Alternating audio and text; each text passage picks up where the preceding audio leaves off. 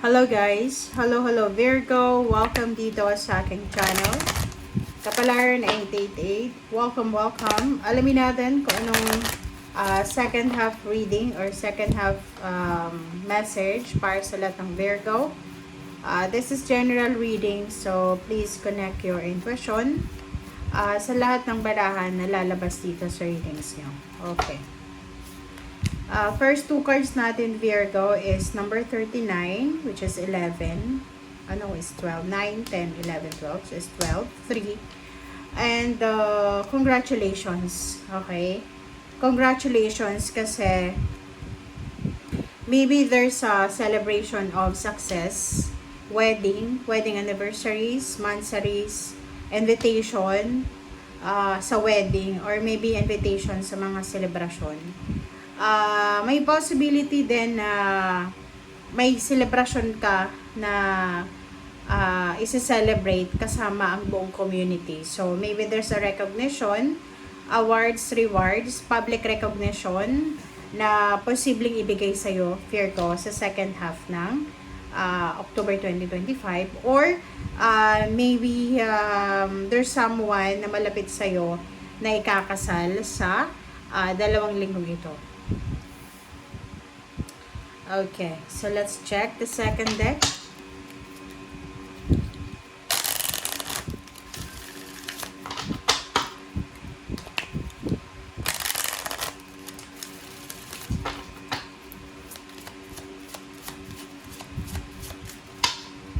Alright, so first card sa second deck is Ona.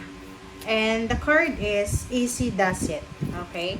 So, Virgo, sinasabi ng barahan na sa 2 linggong ito, if ever lang, kasi normal lang tao lang tayo, nape-pressure or may mga sitwasyon na mape-pressure tayo. So, if ever lang sa linggong ito na mayroong posibilidad na ma-pressure ka, kailangan mong magdahan-dahan, okay?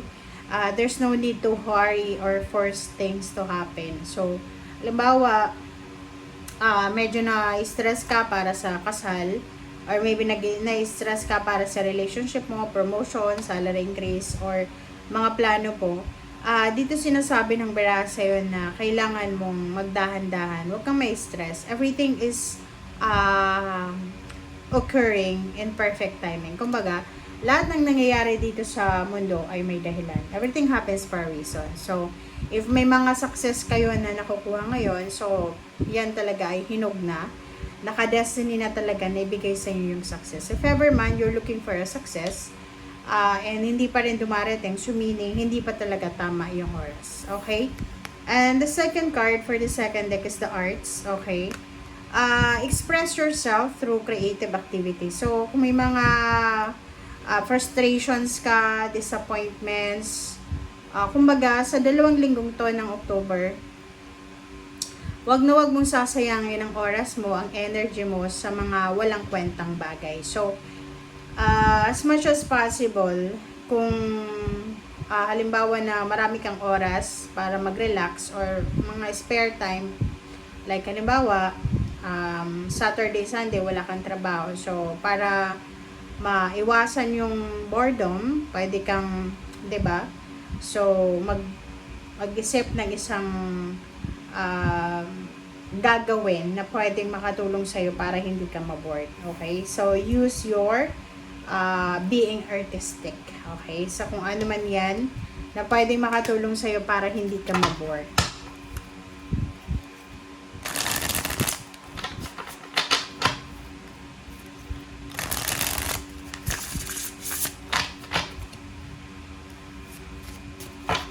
Alright. So, first card natin is Ace of Swords. Second is Seven of Pentacles. So, maybe you're waiting for a lump sum of money. Wow. So, yun. Okay. So, dito, yung first 4 cards sa last deck natin, these cards ay parang nagsasabi sa'yo na maybe you're waiting for a good news. Maybe you're waiting for a confirmation about the travel, about sa relocation, or sa movement, sa plano mo. na gagawin mo 8 weeks from now. So, 8 weeks from now, so, we're in October. So, yung November, ano na siya, 4 weeks. 2 weeks na lang yung ano. So, maybe December. So, maybe you're planning, okay? So, you're planning for a travel, a vacation. Maybe you're planning for some parang party, relaxation, or you're planning for something na gusto mong, kumbaga plano mo siya long time ago. And this December, parang ito yung perfect timing na gusto mong gawin. So, you're waiting for a good news regarding the money. Kasi parang yung actions, yung plano mo na to, 8 weeks from now, ay nakadepende sa pera. Kung wala kang ipon, or wala kang may ipon na pera from this week, from the second half of October until the end of November, parang sinasabi mo dito na hindi ka sigurado. Okay? There's no assurance. But, sinasabi ng baraha dito, there's someone here. There's parang persona. Maybe this is Earth signs, Virgo, Capricorn, or Taurus, na posibleng siya ay importante sa'yo. Siya yung bearer ng good news about money. So, may possibility dito na makatanggap ka ng financial news, na yung financial news na yon is makakatulong siya sa plano mo 8 weeks from now. Okay? 5 of Swords, 5 of Pentacles, and High Priestess. Wow. And 4 of Wands. Okay. So, yon. This is clarity. This is clarification, confirmation na pwedeng meron ditong mga Virgo na nagbabala kayo na magpatayo ng bahay, mag-ipon ng pera para sa pagpapatayo ng bahay, pagbili ng sasakyan. Maybe Christmas party or family reunion. Yung parang ano, gusto mong this December is you're planning to give back sa family mo. Gusto mong mag-share ng blessings mo, magbigay sa kanila ng regalo. And dito sa barahang to, nakikita ko na siguro yung problema dito is financial. Kasi yung plano mo na to, matagal mo na siyang plano.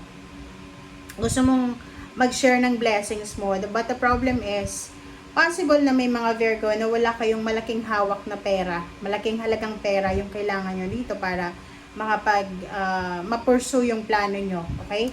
So, sinasabi ng barahan na if ever na hindi pa sigurado, kung alam mo na wala ka pa naman na pera or kailangan ng pera pero or kailangan ng pera yung plano mong ito and wala ka pang hawak sa ngayon, much better na ihang mo muna, i-postpone mo muna kasi 'di ba? Yung marami pa namang Pasko na darating na pwede mong magawa yung mga plano mo. So, sa ngayon, makinig ka sa sinasabi ng iyong intuition. And, yun nga sabi sa'yo dito, there's no need to rush or hurry. Or i-force natin yung bagay-bagay. Like, for example, i-force mo na mangungutang ka para lang mabigyan ng regalo yung kapamilya because they're expecting. So, ingat-ingat ka. And last card natin is Knight of Swords. Yun, di ba? Knight of Swords, sinasabi ng barahan na be careful. Huwag tayong magmamadali. Iwasan natin yung pagmamadali. Okay? Thank you guys. Bye!